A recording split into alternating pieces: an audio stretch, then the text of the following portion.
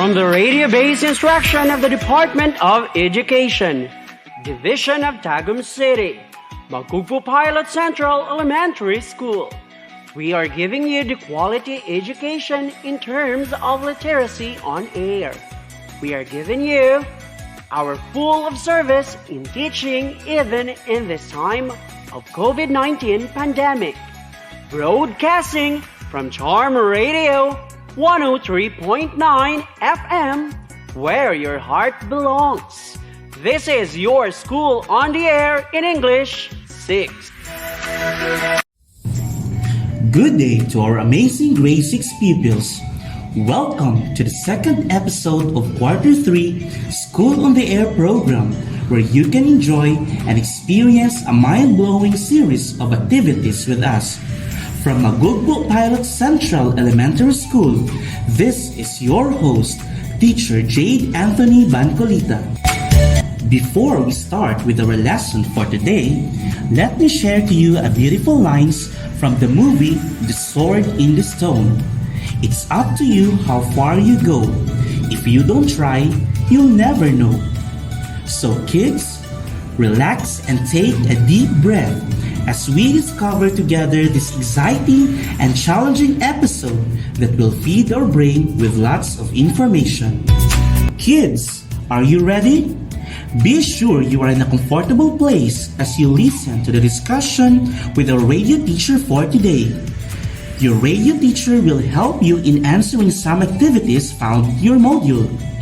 She will be guiding you all throughout the session, and I'm sure you will enjoy listening to our radio teacher who has a lovely voice. Now, please secure your module in English 6, paper or notebook, and your pen. Remember kids, you are not allowed to write anything in the module. Do all the activities in your notebook or paper. Are you ready? Glad to hear that. This time, you are going to check your module. The title of your module you're holding right now should be Quarter 3, Module 1, Lesson 1, presenting a coherent, comprehensive report on differing viewpoint on an issue. Again, the title of the module must be Quarter 3, Module 1, Lesson 1, presenting a coherent, comprehensive report on differing viewpoint on an issue. I would like to know if your module has its complete pages. Now, check your module if there are missing pages. Are you done? Great! If it's complete, you are now ready for our lesson. If you find something missing in the module, do not worry. Just feel free to ask assistance later from your family. You can learn something new every day if you really listen. Again, our lesson for today is presenting a coherent, comprehensive report on differing viewpoint on an issue. Say it again. That's great! But before anything else, can you still recall what is a coherent and comprehensive report? If you say it is a formal report of information of particular issue or topic, that's correct. Good job, kids. Next, how about viewpoint? Perfect. Viewpoint means the way a person thinks about things in general or a particular issue or topic. You got it right. Lastly, what do you mean by differing viewpoint? It is a difference of one's opinion or disagreement about a certain issue, topic, or subject matter. Absolutely, that's correct. You learned a lot from the topic discussed from our previous lesson. Good job, kids! I guess you are now ready to proceed with our next lesson in the third quarter. To discuss our lesson for today, we shall have our radio teacher from Magugpo Pilot Central Elementary School, Teacher Tresita F. Miranda. Beautiful day to all amazing grade 6 learners. I am your radio teacher, Tresita F. Miranda. Please stay tuned and stay with me until the session ends. Today, we will continue discussing about presenting a coherent, comprehensive report on differing viewpoint on an issue. After going through this module, you are expected to make a coherent, comprehensive report on differing viewpoint on an issue. To start with our lesson today, open your module and turn to page 5. Are you there already? Good! Here's how to make or compose a coherent, comprehensive report on differing viewpoints on an issue or topic. First, the report must have a single generalization that serves as focus of attention, that is, a topic sentence. Second, a writer must control the content of every other sentence in the report's body such that it contains more specific information than the topic sentence. Letter B, it maintains the same focus of attention as the topic sentence. Did you get it? Good job, kids! And to achieve coherence in writing a report, we had to follow several methods. First, using repetition to link ideas, sentences, and paragraphs. And this repeating keywords or phrases helps connect and focus ideas throughout the report.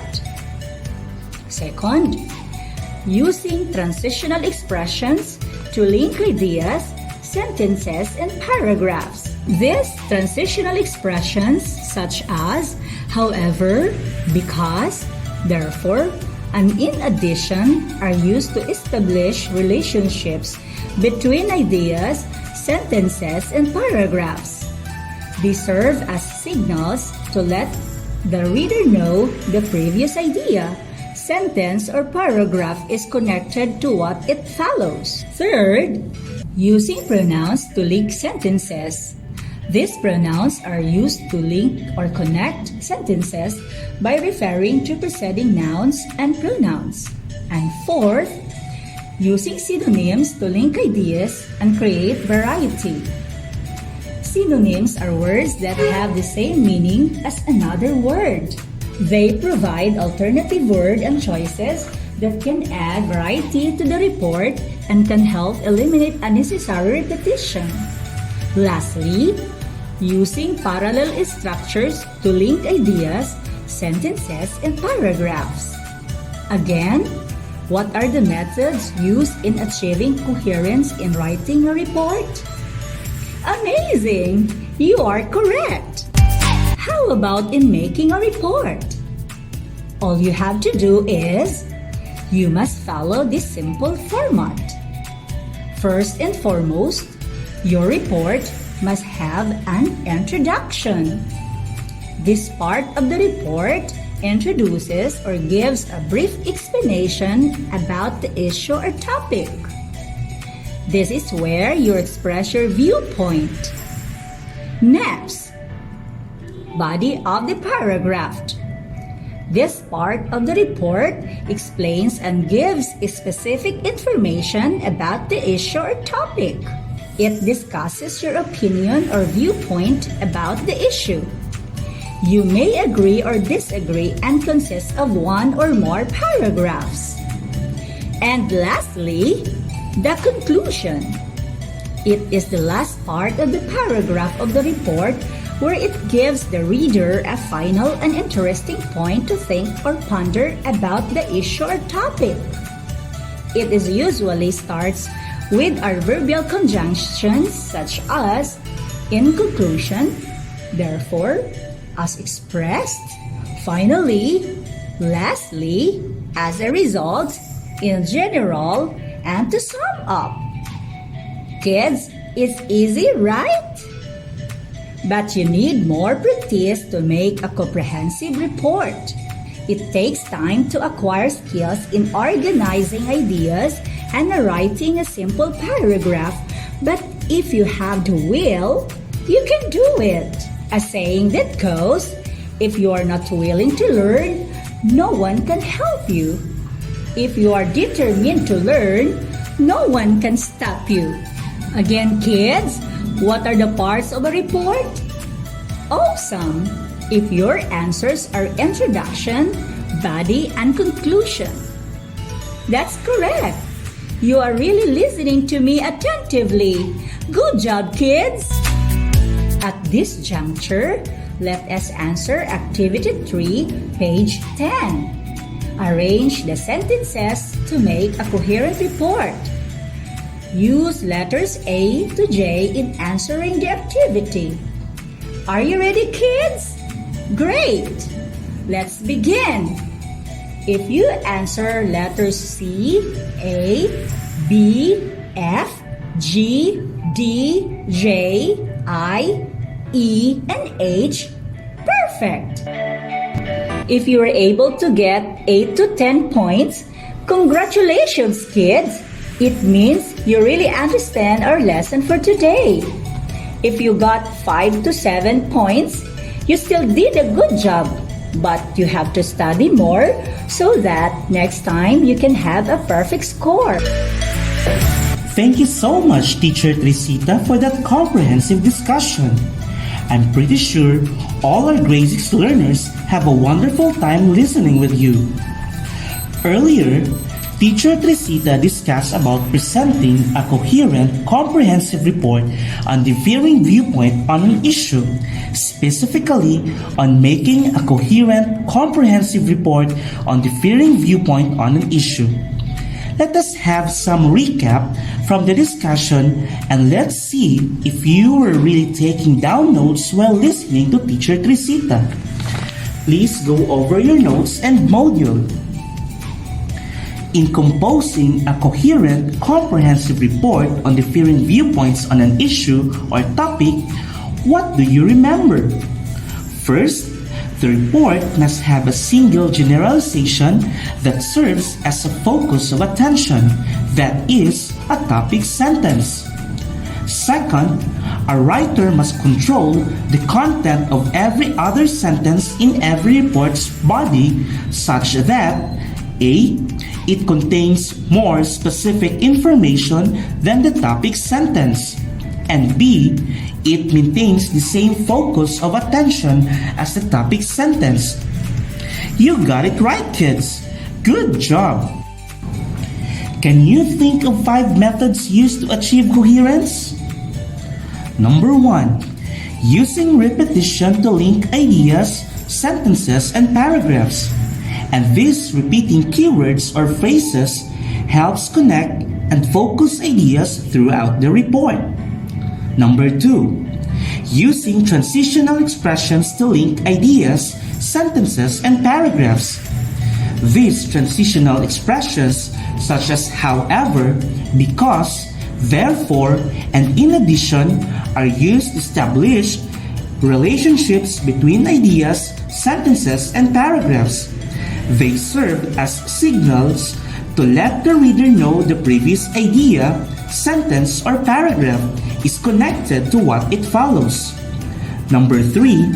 Using pronouns to link sentences. These pronouns are used to link or connect sentences by referring to preceding nouns and pronouns. Number 4. Using synonyms to link ideas and create variety. Synonyms are words that have the same meaning as another word. They provide alternative word and choices that can add variety to the report and can help eliminate unnecessary repetition.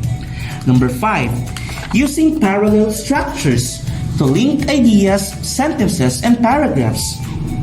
Again, what are the methods used in achieving coherence in writing a report? That's awesome! You really listened to Teacher Tresita. Good job, kids! Let us read the selection on page 14, Activity 3. The world has become smaller because of the internet. Now, anyone can communicate with our loved ones even if they're oceans away. The days of letter writing are gone where we had to wait for weeks to get a reply. Everything is instant now, even though telephones allowed us to do that. But the cost was too high. The common man could not afford to call people overseas because of the costs.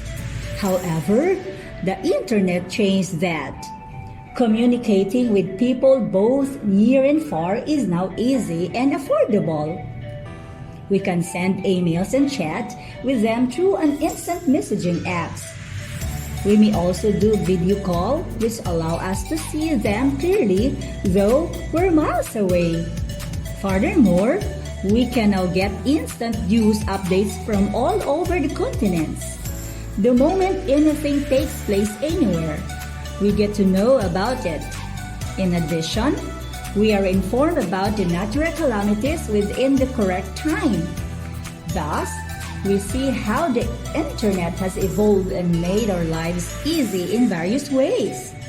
We can connect with our loved ones easily and get access to unlimited communication instantly. Now, let us assess activity number 3. Read the selection carefully and answer the following questions in your notebook. Number 1. What is the selection all about? Great!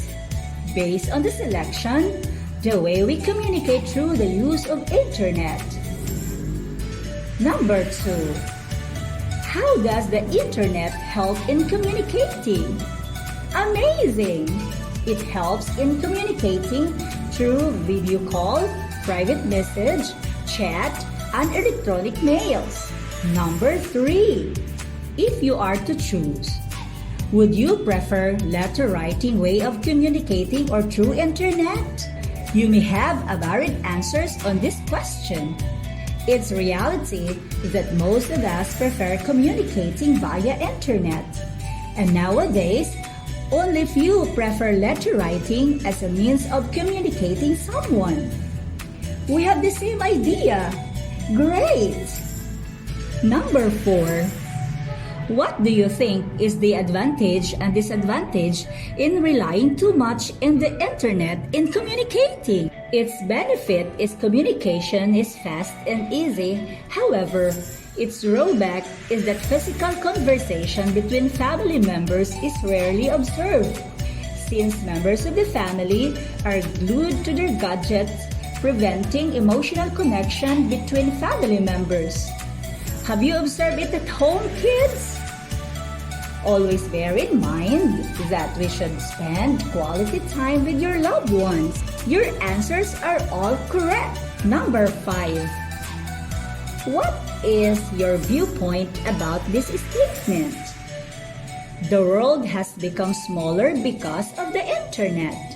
Instant messaging apps allow people to connect immediately, even though they are 1,000 miles away.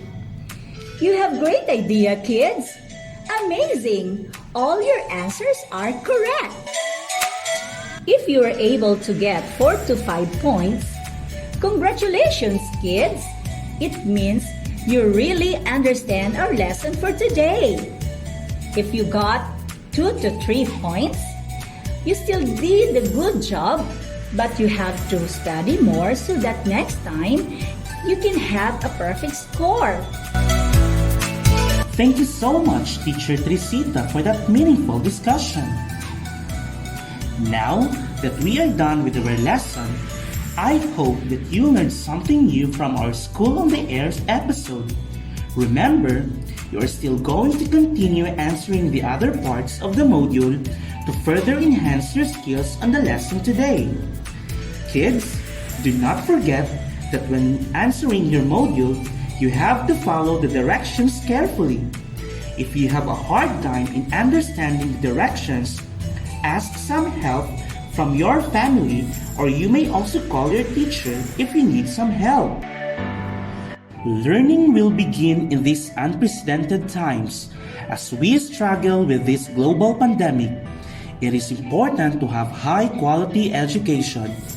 Broadcasting from 103.9 Charm Radio FM, where your heart belongs, through the collaboration of DEP at Tagum City. Remember, we are all in this together. This has been your host, Teacher Jade Anthony S. Bangulita. And this has been your radio teacher for today, Teacher Tresita F. Miranda, saying, never say I can't, always say I'll try. Fighting Module Legends, to God be the glory.